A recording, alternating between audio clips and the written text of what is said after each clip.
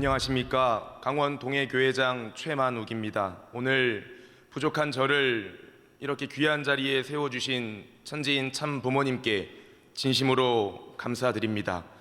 이 시간 제가 강의할 제목은 참부모론 1강에서 6강 가운데 제2강이 되는 하늘 섭리로 본 참 부모님의 위상과 가치에서 하늘 부모님에 대한 주제입니다. 이 주제는 우리의 신앙과 또 삶에 있어서 정말 중요하고도 본질적인 주제입니다. 왜냐하면 기원절을 여시면서 참 어머님께서는 가장 먼저 이 하나님을 하늘 부모님으로서 선포해 주셨기 때문입니다. 그래서 목차로는 참 어머님 말씀을 중심하고 하늘 부모님의 창조 이상, 하나님의 남성과 여성의 이성성상, 왜 하나님 아버지로만 불러왔는가? 천일국 시대는 하늘 부모님 시대순으로 함께 나누겠습니다. 이제는 명칭을 바꿔야 됩니다.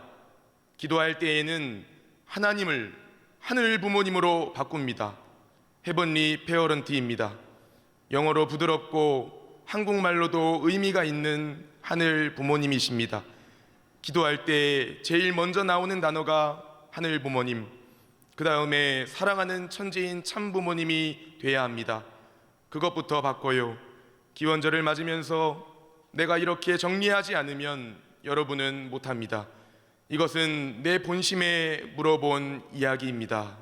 아주 참 어머님께서는 이것부터 가장 먼저 바꿔야 한다. 섭리의 첫 단추를 하늘 부모님으로 해야 한다고 강조하셨습니다. 여기 말씀에서 헤븐리 페어런트, 하늘 부모는 복수가 아니라 단수입니다. 하나님은 오직 한 분이시기 때문입니다. 또한 하나님은 하나님 아버지와 하나님 어머니로서 우리와 함께 계심을 말씀해 주셨습니다. 그래서 먼저 그러한 하늘 부모님께서 이루시고자 했던 창조 이상에 대하여 잠깐 알아보고자 합니다. 태초에 하늘 부모님께서는 큰 꿈이 있으셨습니다. 창조 이상이 있으셨습니다. 그 창조 이상은 창조를 놓고 창조주가 가지고 계셨던 꿈을 말합니다. 즉 참 어머님께서는 그 꿈은 인간 시조를 통해서 보이는 실체를 쓴 참부모가 되고 싶으셨던 것입니다. 그것이 하나님의 소원이었고 꿈이었습니다라고 말씀을 주셨습니다. 그렇다면 하늘 부모님께서는 어떤 꿈을 가지고 계셨던 것일까요? 하늘 부모님의 창조 이상은 무엇이었을까요? 하늘 부모님의 창조는 신정이 동기가 되었다는 것입니다. 즉 신정에 의해서 창조가 필연적으로 이루어졌다는 것입니다. 또한 사랑은 대상을 반드시 동반해야 하기 때문에 창조는 필수적일 수밖에 없었으며 부모라는 낱말은 자녀라는 전제가 전제되어야만 성립 가능한 것과 마찬가지로 하늘 부모님께서는 신정이 동기가 되어 모든 피조 만물을 쌍쌍제도로 창조를 하셨다는 것입니다. 다음으로 하늘 부모님께서는 인간을 통해서만 창조 이상이 실현될 수 있었다는 것입니다. 하나님은 영적인 부모로서 인간을 실체 자녀로 창조하셨습니다. 하늘의 혈통을 이어받은 직계의 자녀들로서 지상 천국을 이루시려 하셨습니다. 그러나 타락으로 인해 하늘 부모님께서는 타락 인간을 복귀시켜 하나님의 직계의 혈통적 자녀를 세우시려는 복귀 섭리를 진행해 오셨던 것입니다. 그럼으로써 궁극적으로 하늘 부모님께서 이루시고자 했던 창조 이상 세계는 첫째로 참 부모 이상을 천주 앞에 선포하셨던 것입니다. 둘째로 하늘 부모님의 창조 이상을 가정 완성으로서 실현시켜서 이상 가정 확대를 위해 공생공영 공의의 창조 이상 세계를 이루려고 하셨던 것입니다. 이렇게 우리는 본래 하늘 부모님께서 이루시고자 했던 창조 이상을 알아보았습니다. 그래서 우리는 천일국 시대에 심정적으로는 이 하나님을 하늘 부모님으로서 어떻게 받아들여야 하고 우리의 기도 속에서나 또 신앙 가운데 하늘 부모님을 모시며 살아가고 있지만 조금 더 이론적으로 하나님께서 어떻게 하늘 부모님이신가에 대한 부분을 원리적인 측면과 참 부모님 말씀을 통해서 함께 알아보고자 합니다. 원리강론 26쪽을 살펴보면 우리는 여기에서 하나님에 있어서의 양성과 음성은 각각 남성과 여성이라고 칭한다라고 말씀해 주고 있습니다. 즉 원리강론에서는 명확하게 하나님의 속성에 대한 정의를 내려주고 있습니다. 하나님의 자녀로 창조된 아담과 헤아가 아들과 딸로, 즉 남자와 여자로 이렇게 창조된 것을 보았을 때 하나님의 양성과 음성은 남성과 여성으로 칭한다라고 설명이 되어 있는 것입니다. 그래서 여기서 우리는 하나님의 이성성상을 남성과 여성으로 이해를 해야 합니다. 다시 말해서 하나님의 남성과 여성의 이성성상이 창조의 담기 법칙에 따라 인간의 경우에는 남여로, 동물의 경우에는 수컷 암컷, 식물의 경우에는 수술과 암술, 광물의 경우에는 양이온과 음이온으로 이렇게 모든 것이 쌍쌍제도로 창조되었다는 것입니다. 그렇기 때문에 하나님의 남성과 여성의 이성성상은 모든 피조물의 성의 구분의 근원이 되심을 우리는 이 부분을 통해서 알 수 있는 것입니다. 나아가 말씀 선집을 보면 하나님은 남성격 이성성상의 주체라고 그랬죠. 나타나기를 남성격 주체로 나타났을 뿐이지 여성격도 갖추고 있는 거예요. 앞에는 남성이지만 뒤에는 여성 성격을 갖고 있다는 거예요. 우주의 근본을 찾아 들어가면 하나님께 귀착이 되는데 그분은 남성격과 여성격의 두 가지 성품을 소유하고 계신 분이라는 것을 알아야 되겠습니다 라고 말씀을 주셨습니다. 이렇게 우리는 원리 강론과 또 참 부모님의 말씀을 보았을 때 하나님의 양성과 음성의 이성성상을 이해할 수 있습니다. 즉 하나님은 남성과 여성의 성품을 지니고 있고 또한 남성격과 여성격을 갖추신 인격적인 분이라는 것을 알 수 있습니다. 그러므로 우리가 하늘 부모님을 이해함에 있어서 중요한 것은 여기서 말씀하시는 남성격과 여성격을 이해를 해야 합니다. 그것을 알기 위해서는 통일사상 요강을 잠깐 살펴볼 필요가 있습니다. 여기에서는 남자와 여자가 성상 면에서는 질적인 차이가 있고 형상 면에서는 양적인 차이가 있다는 것은 설명합니다. 나아가 남자는 남성적인 양음의 성상과 형상을 지닌 양성실체이고 여성은 여성적인 양음의 성상과 형상을 지닌 음성실체임을 설명하고 있습니다. 그러나 하나님의 양성과 음성을 설명할 때 성의 구분이 없이 성상과 형상의 속성으로만 설명합니다. 따라서 하나님이 한 분이시라는 것은 설명할 수 있지만 남성격과 여성격을 갖춘 하늘 부모님이심을 잘 드러내지 못하는 것입니다. 그러므로 여기서 우리는 남자와 여자의 차이는 궁극적으로는 제1원인적 존재인 하늘 부모님으로부터 오셨음을 알아야 합니다. 따라서 남자에 해당되는 속성 또 여자에 해당하는 이 속성이 하나님 안에 이미 내재되어 있었기 때문에 이를 분성적으로 나누어 창조한 것이 남자와 여자다. 그래서 남자는 양성실체요 여자는 음성실체라고 말할 수 있습니다. 하나님께서는 자체 내에 남성의 성품과 여성의 성품을 동시에 가지고 있는 이성성상이신 한 분으로서 하나님을 닮은 모든 만물은 쌍쌍제도로 창조될 수밖에 없었습니다. 즉 이러한 하나님의 남성과 여성의 이성성상을 분성적으로 닮아 인간 남자와 여자가 탄생되었다는 것입니다. 즉 그것을 분성실체라고 말할 수 있습니다.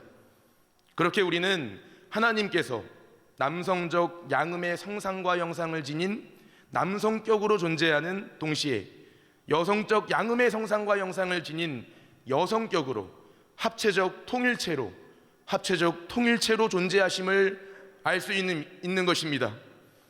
따라서 남자는 양성실체로서 여자는 음성실체로서 하나님께서는 무형으로 계시기 때문에 참 부모님을 통하여 닮아난 인간 남자와 여자 실체를 창조하셨다는 것입니다. 그러므로 하나님 자체 내에 있는 양성과 음성을 자녀의 입장에서 바라보게 되면 우리는 본 남성적인 남성격 하늘 아버지와 본 여성적인 여성격 하늘 어머니를 발견할 수 있는 것입니다.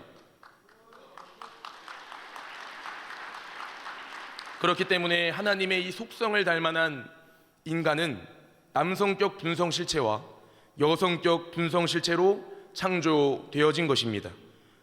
즉 하나님의 남성과 여성의 이성 성상은 성품인 동시에 곧 인격적 격이라는 것을 알 수 있습니다. 또한 하나님의 남성적 성상과 형상은 곧 남성격이며 하늘 아버지가 되고 하나님의 여성적 성상과 형상은 여성격이며 즉 하늘 어머니가 되는 것입니다. 그러므로 자녀인 인간에게 있어서 하나님은 부모로서 하늘 부모님이 되시는 것입니다. 여기서 그렇다고 이 하나님께서 이원론이 되는 것은 아닙니다. 남성격, 여성격의 이중격이로는 볼 수 있으나 남성과 여성은 여전히 그 자체로는 실체가 아니기 때문에 두 성이 존재한다고 해서 두 본체가 되는 것은 아닌 것입니다. 말씀 선집을 보면 본래 부모는 본연의 하나님 자리를 대표하고 여기서 남편과 아내는 서로 다른 한쪽의 하나님이 됩니다 라고 말씀해 주십니다. 이처럼 하늘 아버지의 입장에 있는 남편과 그리고 하늘 어머니의 입장에 있는 아내가 서로 다른 한쪽의 하나님으로서 서로를 모셔야 한다는 것을 말씀을 통해 느낄 수 있는 것입니다.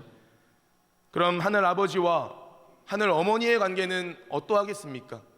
남편과 아내의 관계는 어떠할까요? 횡적, 수평적, 상보적인 조화의 관계인 것입니다. 어느 한쪽이 선제하거나 다른 한쪽의 원인이 되지는 않는다는 것입니다. 즉 양성과 음성은 상대적인 관계인 것입니다. 따라서 하늘 부모님의 실체인 참 부모님의 양위분의 관계도 마찬가지로 횡적, 수평적, 상보적인 조화의 관계인 것입니다. 그러므로 참 어머님께서는 참 부모는 동등이다라는 말씀을 우리들에게 주셨습니다. 즉 주체와 대상이라는 표현을 우리는 지금까지 순위와 크기 혹은 높고 낮음으로만 이해를 해왔으나 대상이 먼저이고 대상이 크고 높을 수도 있다는 것을 이해할 수 있는 것입니다. 그런데 왜 지금까지 인류는 하나님 어머니를 발견하지 못하고 하나님 아버지로만 불려왔을까요? 크게 세 가지로 나눠서 설명할 수 있습니다. 첫째로 하나님과 피조세계의 관계로 보았을 때입니다. 원리강론에서는 하나님을 피조세계에 대하여 성상적인 남성격 주체로 표현을 합니다. 그런데 이것은 피조세계와의 관계를 염두에 두고 표현을 한 것인데 이것이 그 자체로 하나님께서 남성격 주체로만 계시는 것은 아니기 때문에 바로 이해할 필요가 있습니다. 즉 하나님과 피조세계의 주체 대상 관계를 표현하기 위해 성상 형상 또 남성 여성의 이성 성상을 대비시켰음을 알 수 있는 것입니다. 이는 관계적인 표현일 뿐이지 하나님 그 자체가 오직 성상으로만 남성격으로만 존재한다는 뜻은 아닌 것입니다. 하나님과 피조세계는 인과관계는 맞으나 그 둘을 남성과 여성으로 대비시키는 것은 하늘 아버지와 하늘 어머니, 인간 남자와 여자의 관계를 원인과 결과로 이해하게 하는 부작용을 불러일으킬 수 있기 때문에 하나님과 인간의 관계는 부모, 자식 관계로 정리해야 함을 알 수 있는 것입니다. 둘째로 하나님의 인격성과 유일성으로 보았을 때입니다. 하나님께서는 인간과 인격적인 관계를 맺기 위해선 반드시 남성격과 여성격으로 현현하셔야만 합니다. 그러나 2000년 전 예수님을 통해 하나님은 남성격 하늘 아버지로는 드러나 우리와 인격적인 관계는 맺을 수 있게 되었지만 그 당시 초림 독생녀 탄생의 좌절로 하늘 어머니는 드러나실 수 없었던 것입니다. 그러한 가슴 아픈 사연이 있었던 것입니다. 그러므로 지상에서 하나님 독생자, 독생녀가 만나 성혼을 통해 신인의 일체의 실체적 기원을 이루어야 함을 알 수 있는 것입니다. 셋째로, 섭리의 진전에 따른 계시의 역사성으로 보았을 때에도 구약 시대에는 종의 입장에서 하나님을 야훼로 고백하였고, 신약 시대에는 독생자 예수님을 통해 양자의 입장에서 하나님 아버지로밖에 부를 수 없었던 것입니다. 그러나 이제는 기원절 이후 천일국 시대에는 참 어머님을 통해 하나님을 하늘 부모님으로서 만나는 시대를 맞이하게 된 것입니다.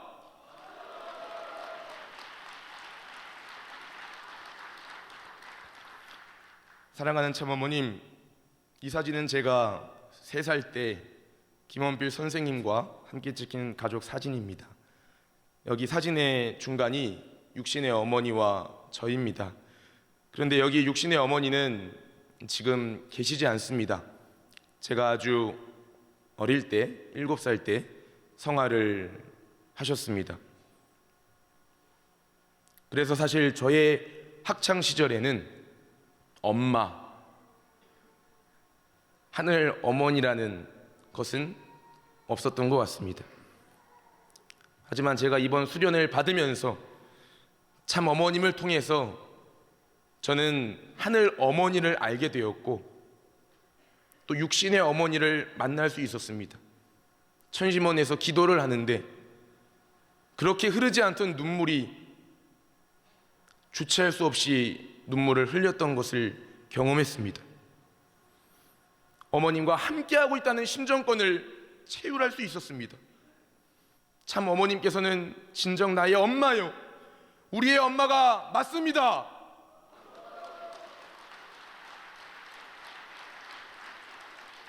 우리가 진정 초림 독생녀 실체 성진 참 어머님과 하나 되어야 하지 않겠습니까? 하늘 부모님 성애를 선포해 주신 참 어머님을 절대적으로 믿고 나아가야 하지 않겠습니까? 참 어머님과 절대적으로 하나 되어서 참 어머님께서 하사해 주신 데스밸리 성염을 붙들고 의인을 찾아 나아가야 할 것입니다. 그리고 어머님께 효도를 하고 실천을 하는 자녀가 되어야 할 것입니다. 끝으로 유대인 격언 가운데 이런 말이 있습니다. 신은 모든 곳에 있을 수 없기에 엄마를 지상에 보내셨다. 이상으로 강의를 마치겠습니다. 감사합니다.